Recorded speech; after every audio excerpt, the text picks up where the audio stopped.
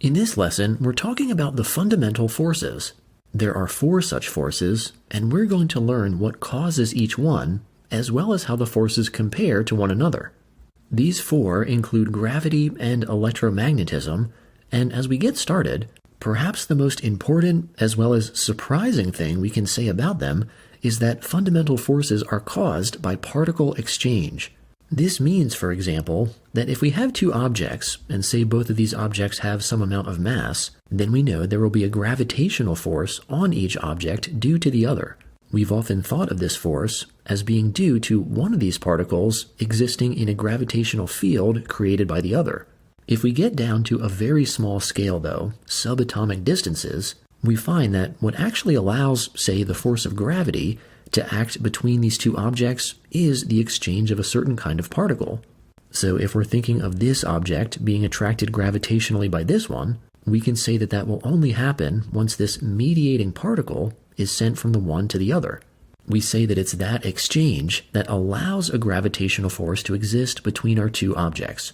Whatever the properties of this particle then, we hold that it is responsible for the gravitational force between massive objects. Now, gravity, we can recall, is just one of the 4 fundamental forces. The other 3, in no particular order, are the electromagnetic force, the weak nuclear force, and the strong nuclear force. Just like gravity, each of these fundamental forces are also caused by particle exchange. And interestingly, each force has its own specific particle that mediates that force's interaction. This may raise the question, though, just what sorts of particles are these that cause these fundamental forces? Consider the kinds of subatomic particles we're already familiar with. One such group of particles is the 6 kinds of quarks. These, along with their antiparticles, make up all hadrons. Another separate class of particles, of which there are also 6, is the leptons. These include electrons, muons, tauons, and their corresponding neutrinos. As it turns out, these various force carrier or force transmitter particles, we could call them, are neither quarks nor leptons. Rather, they belong to a 3rd class called bosons. There are many different types of bosons, most of which have nothing to do with carrying forces from one particle to another. We're going to focus, though, on the 4 that do. These include the photon, symbolized with the Greek letter lowercase gamma, a particle called a gluon, represented by a lowercase g, a pair of particles called W-bosons, represented respectively by a W with a positive and a negative superscript, and lastly a Z-boson, represented by a Z with a 0 superscript, representing that it is neutrally electrically charged. Now, since there are 4 fundamental forces, and we have 4 bosons here, we might think that one goes to each force. But interestingly, here's how it works out instead. Both the W and the Z boson are known to be particles responsible for the weak nuclear force. This means that it's by the exchange of W and Z bosons that the weak nuclear force can act between particles. The next boson up on our list is the gluon, and this is known to be the force carrier for the strong nuclear force. Recall that it's the strong force that helps atomic nuclei, protons and neutrons, stay tightly packed together. And then another sort of boson is the photon. Because we associate this particle with light, we might expect it to be the force carrier for electromagnetism, and that's correct. It's by the exchange of photons, which we now know are bosons, that charged particles are able to influence one another through this force. Conspicuously absent from this list is a boson that mediates the force of gravity. Although a certain particle has been hypothesized as the gravitational force carrier, none has yet been experimentally discovered. This points to the fact that our physical model of how the universe works is not yet complete. Now that we know the names of the bosons that serve as force carriers for 3 of the 4 fundamental forces, let's compare these 4 forces one to another in terms of their relative strength as well as the distances over which they act. If we were to arrange these forces from strongest to weakest, then the strongest force of all is the strong nuclear force. Next in strength comes the electromagnetic force, then the weak nuclear force, and then way down at the bottom of our list is gravity. Gravity is actually much weaker than any of the other 3. A couple other interesting attributes to consider are the range over which a force acts, that is, the distance over which it acts, as well as whether that force attracts, repels, or both. Starting out with our strongest fundamental force, we know that the strong nuclear force is responsible for keeping atomic nuclei together. Even though this force is very strong, it only acts over a very short range, about equal to the diameter of an average-sized nucleus. Over these very small distances between particles, the strong nuclear force is able to overcome electrostatic repulsion between, say, adjacent protons in a nucleus. When it comes to whether this force attracts or repels or both, the strong nuclear force is only attractive. If we then consider the electromagnetic force, we know that the mathematical equation for this force is expressed by Coulomb's law.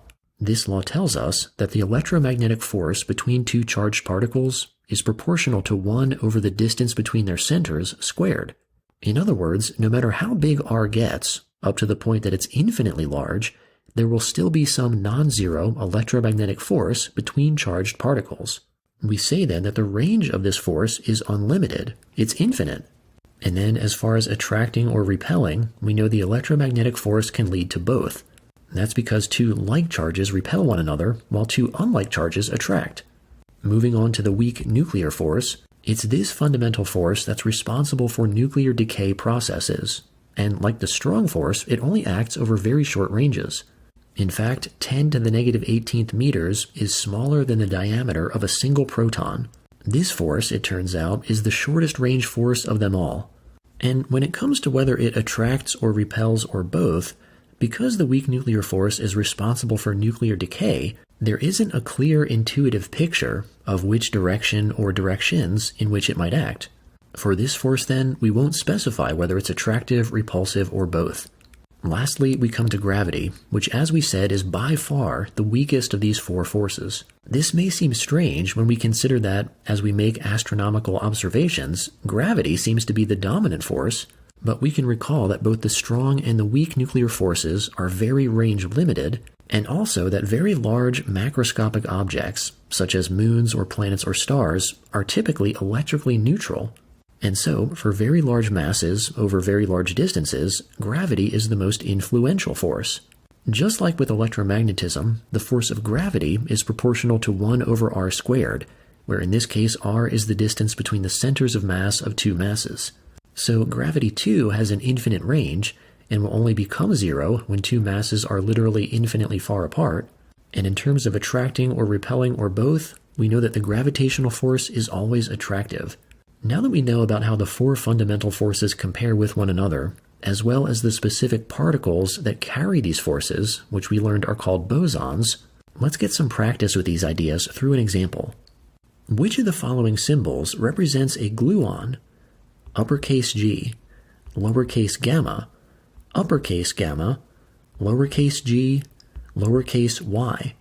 Okay, to answer this question, we can be helped by remembering that a gluon is part of a class of particles called bosons. Specifically, it's one of the four bosons that are known as force carriers. These are bosons that particles exchange so that forces can be experienced between the particles.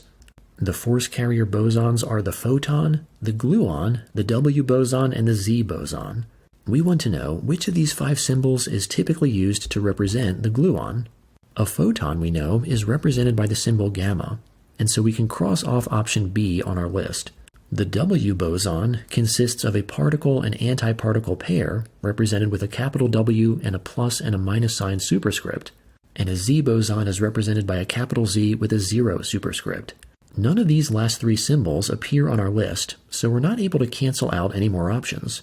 To answer this question, we'll simply need to recall that a gluon is represented by a lowercase g.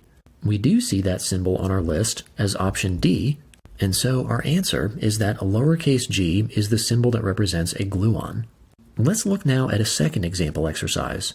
Which of the following symbols represents a photon? Lowercase upsilon, nu, lowercase y, or uppercase upsilon, lowercase gamma. Alright, a photon, we can recall, is a massless particle that serves at least two functions. First, it's the name we give to the smallest possible packet of light energy. So, when electromagnetic radiation, or light, is transmitted from one location to another, we say that that happens via photons. But then a second function of photons is to serve as what's called a force carrier. If we have two electrically charged objects, say this one and this one, then the way that there's an electromagnetic force from one object to the other is via or by the exchange of photons. In this case, the photon is not transmitting light, but rather transmitting force, electromagnetic force. Anyway, the symbol we use to represent this particle is the lowercase Greek letter gamma. Among our answer options, we see that as choice E, and so that will be our answer. It's lowercase gamma that represents a photon. Let's look now at one last example exercise. List the 4 fundamental forces from greatest relative strength to lowest relative strength. Okay, to begin putting these forces in order of strength, let's start by recalling what they are. In no particular order, the 4 fundamental forces, that is the forces behind all other forces we observe, are gravity, the electromagnetic force, the weak nuclear force, and the strong nuclear force. We want to put these forces in order from the strongest, we'll say that's number 1, to the relatively weakest, number 4. One of the nice things about the names that have been given to these fundamental forces is that the strongest force actually has that word in its name. The strong nuclear force, which is responsible for holding the nuclei of atoms intact, acts over only very short ranges, about the diameter of an average-sized nucleus, but over those distances is more powerful than any other force. The next strongest fundamental force is the one that the strong nuclear force needs to overcome to keep the protons in a nucleus together.